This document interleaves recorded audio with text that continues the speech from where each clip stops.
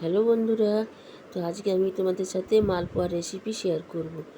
দেখো কী কী লাগবে: সুজি, ময়দা, চিনি, গুড়, কলা, কাজু, কিশমিশ, দুধ আর এলাচ আর মৌরিটা আমি রাখতে এখানে ভুলে গেছি, তো ওটাও লাগবে। চিনিটা আমি জল দিয়ে দিয়েছি, জল দিয়ে আর ওটা একটু ফুটিয়ে পাক করে নেব।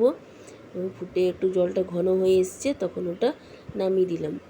এরপর ওই সুজিটা আমি ভিজিয়ে রেখেছিলাম 1 ঘন্টা আগে থেকে।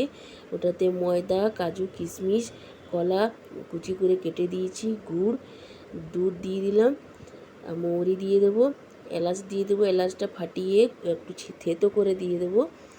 তারপরে গুলে নেব। দুধটা কম কম করে ঢালবো, বেশি একবার ঢেলে দিলে পাতলা হয়ে যাবে, তো পাতলা করার নেই, ঘন করতে হবে। সেই জন্য কম কম করে দুধ ঢেলে ঢেলে এটাকে গুলতে হবে ময়দাটাকে। তো ঠিক আছে, তো ঘন করে গুলে নিয়ে ছেঁকে নেবো পোয়াগুলো। দেখো এইভাবে পোয়াগুলো তৈরি হবে।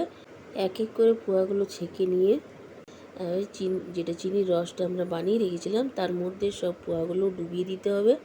ডুবিয়ে কিছুক্ষণ ভিজিয়ে রেখে তারপর প্লেটে নিয়ে আর উপর থেকে আরেকটু ওই চিনির সিরাপটা দিয়ে দিতে হবে। বাস, আমাদের মালপোয়া রেডি। তো কেমন হয়েছে বন্ধুরা অবশ্যই কমেন্টে বলবে।